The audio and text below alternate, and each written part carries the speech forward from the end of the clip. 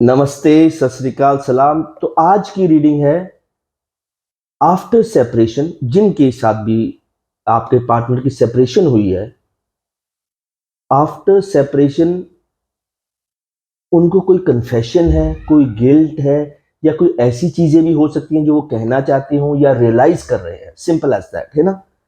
ये सिर्फ उन फैमिली मेंबर्स के लिए जिनकी सेपरेशन हो चुकी है, ब्रेकअप हो चुका है, डाइवोर्स हो चुका है, या है ना, लाइक जो अलग है, अभी ये आप अपने पार्टनर के साथ नहीं रहते हैं, तो क्या उन्हें कन्फेशन है, कुछ रियलाइजेशन है, या उनकी कोई चीजें हैं जो वो कहना चाहते हो, जो समझ गए हो। खैर, इसलिए मैं डिटेल में बता रहा था कि सिर्फ वो फैमिली मेंबर्स फोकस करें जिन जो इस सिचुएशन में है, राइट। तो जिनके बारे में भी आप ये रीडिंग देख रहे हैं, हल्की सी इमेज उनकी फ्लैश कीजिए कि after separation do they have any confession, guilt, or they want to share something with you, right? दो कार्ड आए, मैं एक देखता हूं। दोनों कार्ड में वैसे मैं समझ तो चुका ही हूं। रियलाइजेशन नहीं, रिलीज। पहला कार्ड ही रिलीज का आया है। कुछ एंड हुआ है, ट्रांसफॉर्मेशन ला रहे हैं। आदमी ट्रांसफॉर्मेशन तभी लाता है लाइफ में, obviously when they are not happy at present. Separation के बाद वो अकेले हैं या थर्ड पार्टी की तरफ गए हैं, आफ्टर डाइवोर्स है, जो भी केस है, they are trying to transform them. अगर वो अलग होके हैप्पी होते तो आदमी ज्यादा ट्रांसफॉर्म नहीं करता अपने आप को। Something is ending up. ये कार्ड मैंने पहले ही शफल करा था तो एकदम ही आ गया वापस। अब ये कार्ड आ जाना, 5 ऑफ कप्स का कार्ड आ जाना, ये रीडिंग यहीं तक वैसे दूसरे कार्ड में ही काफी है। डिसअपॉइंटमेंट है, दे आर रियलाइजिंग व्हाट है दे हैव डन। बहुत टाइम हो चुका है आपकी सेपरेशन को, अभी भी वो आपके साथ ना कांटेक्ट में आते हैं, ना आपसे कोई बात करते हैं। बहुत ज्यादा लोगों के लिए हो सकता है कि वो गए ऐसे थे कि वापस कैसे शक्ल दिखाएं। अब गए तो इतने कॉन्फिडेंस से थे, गए तो इतने like you can say it like कि पूरा, है ना, मतलब लाइक कॉन्फिडेंस होता कि नहीं मैं जो कर रहा हूं सही कर रहा हूं, मैं सेपरेट हो रहा हूं सही कर रहा हूं, मैं डाइवोर्स दे रहा हूं सही कर रहा हूं, है ना। It can be male female, obviously gender specific नहीं होती। तो मैं ये देखना चाह रहा हूं ऐसा क्या हो सकता है जो उन्होंने फेस किया। ये तो हमें पहले दो कार्ड्स में ही क्लियर हो गया। रियलाइज करना और रिलीज करना, जो पैटर्न चल रहा था उनकी लाइफ में आफ्टर सेपरेशन, वो एंड करना चाहते हैं, ट्रांसफॉर्म होना चाहते हैं। दूसरा कार्ड 5 ऑफ कप्स का आना, डिसअपॉइंटमेंट है, ये वो है, अभी भी वो इस फेज से गुजर रहे हैं, क्योंकि tarot cards are about at present energy. तो मेरा ये स्पेसिफिकली ये नेक्स्ट क्वेश्चन मैंने जो सोचा था कि क्यों हो सकता है ऐसा, क्या हुआ लाइफ में कि जो उनको ये कार्ड आ जाना।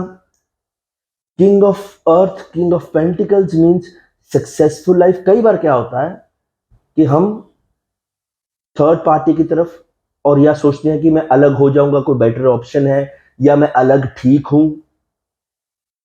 ये मैंने तभी देखा था। अगर ये कार्ड वैसे आ जाए इसका मतलब सक्सेसफुल लाइफ में जी रहे हैं। अगर ये कार्ड इस रीडिंग के थ्रू आ जाए कि स्पेसिफिकली, ये कार्ड को वैसे काफी, किंग ऑफ अर्थ को, किंग ऑफ पेंटिकल्स को अच्छा माना जाता है प्रैक्टिकली, फाइनेंशियली।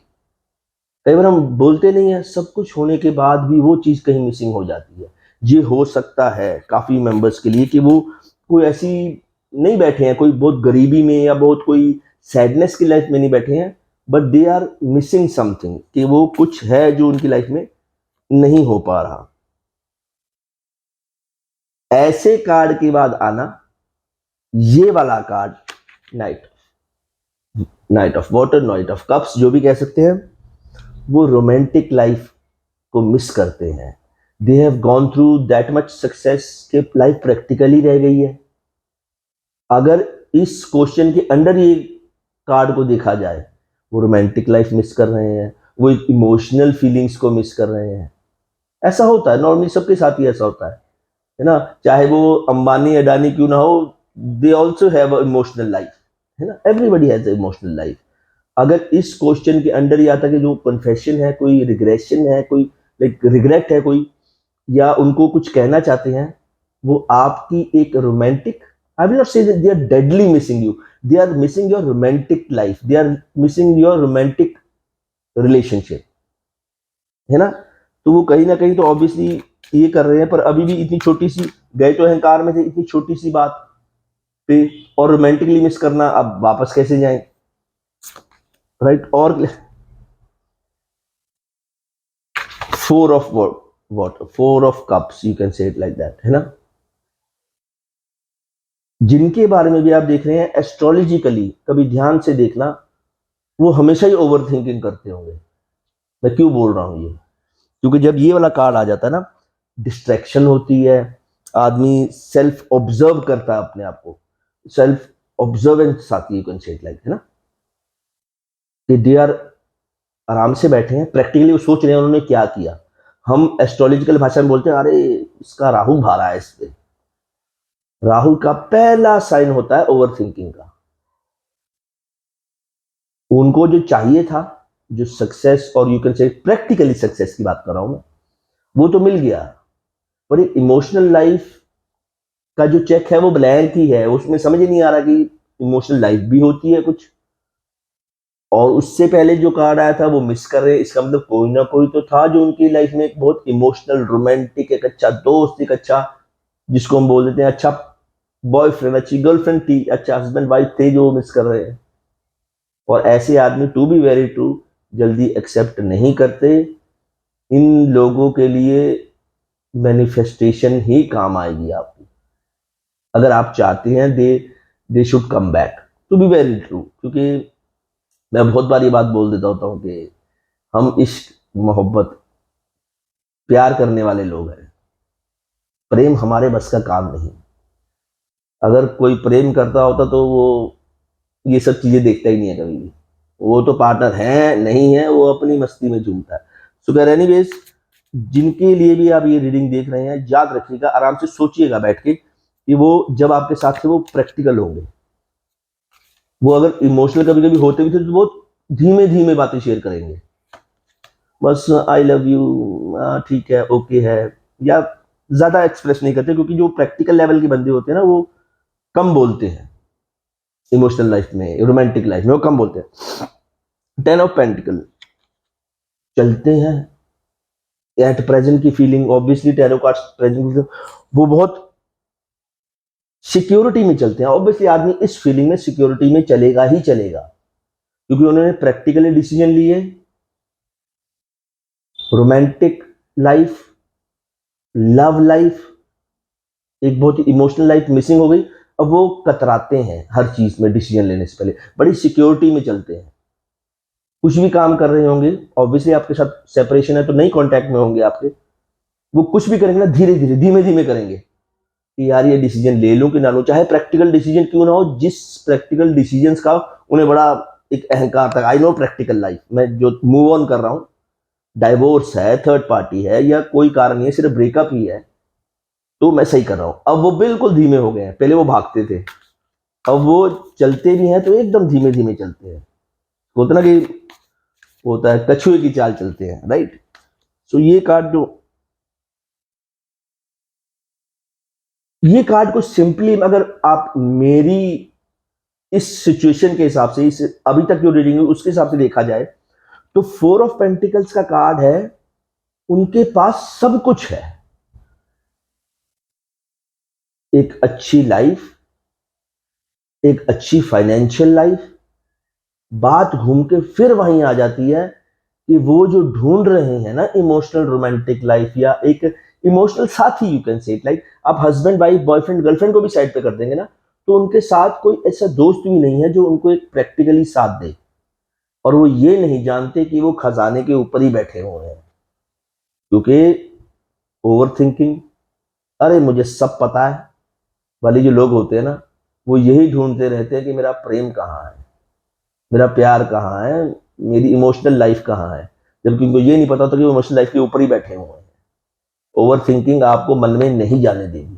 तो दैट्स वाई ये जो रीडिंग है ना, अगर हम रीडिंग के क्वेश्चन पे आए, कन्फेशन है, गिल्ट है, या उनको कोई realization, you can say it like that, कि वो आपको क्या कहना चाहते हैं।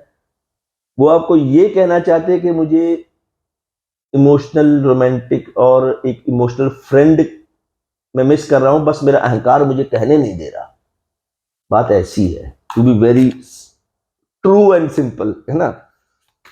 ये रीडिंग है द चैरियट का कार्ड आना, सबके लिए नहीं, मोस्ट ऑफ द चीज लोगों के लिए थर्ड पार्टी हो सकती है, और उनके पास दो राह है। अभी भी आप उनकी लाइफ में एक ऑप्शन हो। जो अहंकार और ईगो एटीट्यूड ना होता तो उनको पता है वो वापस आ जाएंगे, आप अभी भी उनकी वेट कर रहे होगे, अंदर ही अंदर डीप डाउन देयर हार्ट उनको पता है आप अभी भी उनकी वेट कर रहे होगे। पर वो जो विल पावर होती है ना चैरियट के कार्ड में, वो विल पावर जो होती है बस उसकी मैनिफेस्टेशन करनी है आपको, अगर सिंपल हम प्रैक्टिकल लाइफ में देखें। चाहे वो आपको चीट करके गए, धोखा देकर गए, बहुत बुरा बोल कर गए होंगे, सिर्फ हल्की सी मैनिफेस्टेशन, अरे कोई बात नहीं यार, दोस्त हूं मैं तेरा। ये नहीं है कि अरे बहुत बुरा बोल कर गए, गालियां देकर गए थे तो अच्छा ही हो रहा है कि करो मिस, मैं तुम्हें अब वेट कराता हूं।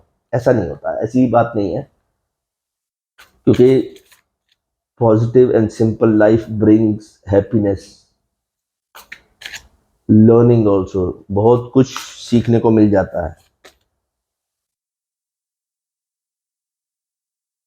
एस ऑफ वॉन्ट्स का कार्ड आना, ये टाइम बहुत करीब हो सकता है कि पहला कार्ड आया विल पावर का, जो चैरियट का जो कार्ड आया था उसमें विल पावर बहुत होती है।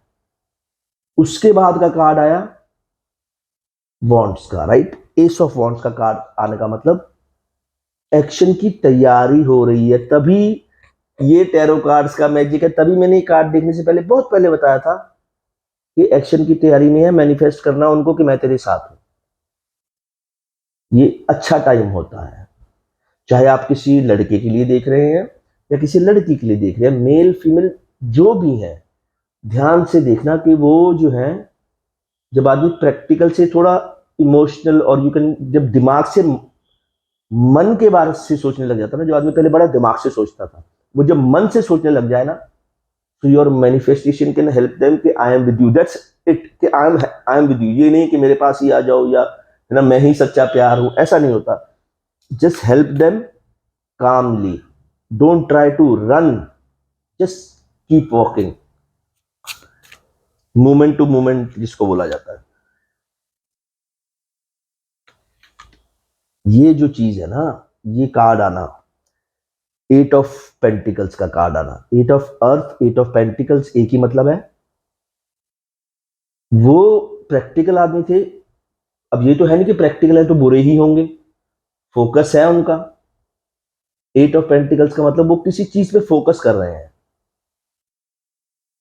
रीडिंग के हिसाब से देखा जाए अभी तक जितने भी कार्ड आए, तो ऑब्वियसली वो किसी डिसीजन पे फोकस कर रहे हैं। आपके लिए दरवाजा उनका अभी भी खुला है वापस आने का। ये जो रीडिंग है ये किसी के लिए भी, जैसे मैंने पहले बताया, हस्बैंड के लिए, वाइफ के लिए, फ्रेंड के लिए, कोई रिलेटिव के लिए भी हो सकती है। आपसे कोई रिलेटिव है, for example, let's take it different way, आपके किसी रिलेटिव के बारे में ये रीडिंग देख रहे हैं, गुस्सा करके नाराज हो चले तो गए थे, पर उनका प्रैक्टिकल जो है वो कहीं ना कहीं मदद भी कर रहा है, उनको बैठ के फोकस कर रहे हैं। देखा ना उस कार्ड में एक लड़की आराम से लिख रही है चुपचाप, वो डिटेल से लिख रहा है, ये इमोशनल बंदा नहीं कर सकता, ये प्रैक्टिकल बंदा ही कर सकता है। वो आराम से बैठ के लिख रही है कि अच्छा यार ये चीज मैंने शेयर करनी है उससे, इस चीज की, फॉर एग्जाम्पल माफी मांगनी है, कन्फेशन करना है, इसको बताना है यार मुझे ये गिल्ट है, मैंने बहुत जल्दी डिसीजन लिया कि अलग हो जाए बेहतर है, third party is better than you, है ना, कि मैंने कुछ प्रैक्टिकल सिचुएशन पे फटाफट बोल दिया और फटाफट डिसीजन ले लिया। ये जो रीडिंग है ना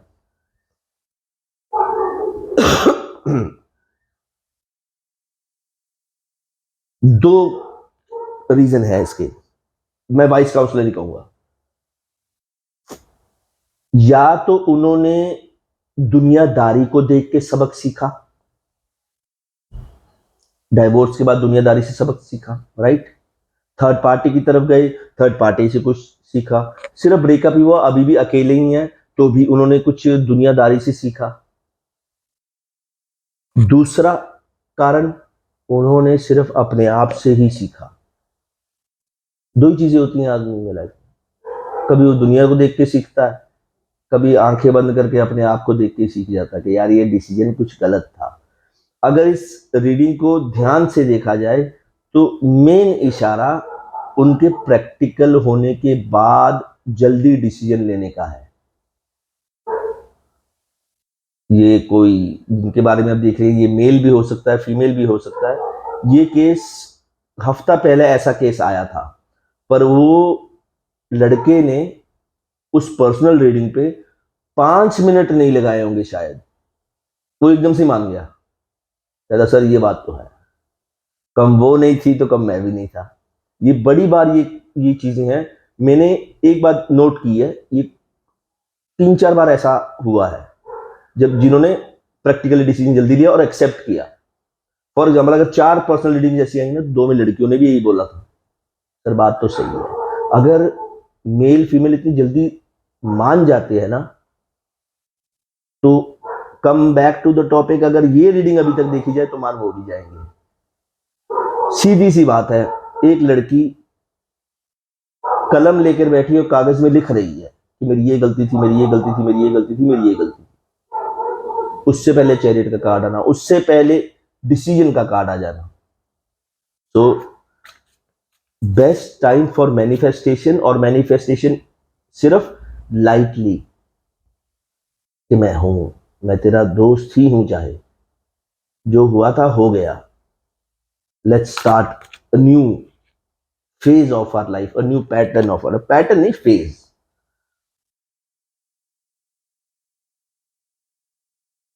ये जो चीज है ना, ये अब मैं 5 ऑफ फायर, 5 ऑफ वॉन्ट्स, आपके साथ जो कन्फ्लिक्ट्स हुए, जो लड़ाइयां हुई या कोई बहस होती थी, अगर वो ही बहस उनकी बाहर भी हो रही है, आपकी बहस से कुछ ना सीखे, बाहर वाली बहस सिखा गई, बात वहीं पे आ गई, दुनियादारी से सीखते हैं, राइट। कई बार जो हमें भगवान आराम से दे देता है ना, हम उससे ज्यादा कुछ सीख पाते नहीं, और ये कोई बुरी बात भी नहीं है ज्यादा। मैं बड़ी बार एक एग्जांपल देता होता हूँ, हम बहुत कुछ सोचते हैं, बहुत शुक्रिया करते हैं, बहुत कृपा समझते हैं ऊपर वाले की, कि मैंने ये मांगा था, ये मिल गया मुझे, या मुझे ये नहीं मिला, या वो मिला, है ना, कोई भी कारण है। कभी आप लोगों ने अपनी सांसों का धन्यवाद किया है? सांस की तरफ तो हम ध्यान देते नहीं, इतना तो भगवान का बनता है, इतना तो ऊपर वाले का बनता है। सांसें चल रही हैं, सबसे बड़ा शुक्रिया तो यहीं से शुरू हो जाता है। और ये एग्जांपल मैं बड़ी बार देता हूँ, सुबह उठे, नहाए धोए, बस आज का दिन शुभ निकले, सुबह उठ गए, उससे ज्यादा शुभ क्या चाहिए। खैर, दैट्स वाई आपके साथ भी वो कोई, अच्छा बहुत लोगों के साथ हो चुका है, आपके साथ भी लड़ाई होती होगी, आप भी बताना चाहते होंगे उनको कुछ, वो भी बताना चाहते होंगे आपको कुछ। जैसे ही मूव ऑन किए, कोई चेंज लाइफ में नहीं आया, वहां पे भी ऐसे ही चल रहा है, पर वहां से सीख गए। टाइम का खेल है, कुदरत का खेल है, बाहर जाना, बहुत रीडिंग में कहता हूँ, अलग होना भी सबसे बड़ी यूनिटी हो जाता है, कई बार यूनिटी का कारण, राइट। ये रीडिंग बहुत ही, like you can say it, like end में अगर आप प्रैक्टिकल लाइफ में जाएं, जिनके साथ भी आप थे या हैं, उनके पास बहुत ऑप्शंस थे। आई विल नॉट से कि अगर आप किसी लड़की के बारे में देख रहे हैं, लड़के के बारे में देख रहे हैं, उसके लिए बहुत लड़के थे ऑप्शंस, उसके लिए बहुत लड़कियां थी ऑप्शंस। प्रैक्टिकली भी, मेंटली भी प्रैक्टिकल बंदा है ना, वो हमेशा सक्सेस भी देखेगा। It's not always about option word use हुआ है तो लड़के ही होंगे उसकी लाइफ में बहुत ज्यादा, लड़की के लिए ना, और लड़कों के लिए लड़कियां ही बहुत ज्यादा होंगी, नहीं, वो प्रैक्टिकल भी थे, ऐसे भी थे, पर उनको इन दी एंड बात घूम के वहीं पे आ जाती है कि वो एक रोमांटिक इमोशनल एक अच्छा दोस्त मिस करते हैं अभी। So in the end try to manifest them as a friend. ऊपर वाले से, अल्लाह से, भगवान से, वाहिगुरु से, अपने मुर्शिदों से ये रिक्वेस्ट करना, जो तेरा मन है कर, बस दोस्त की तरह है, और दोस्त की तरह आ जा, अगर आना है मैं तेरे साथ हूं, बाकी देखा जाएगा वक्त के हिसाब से। To be very clear. Thank you.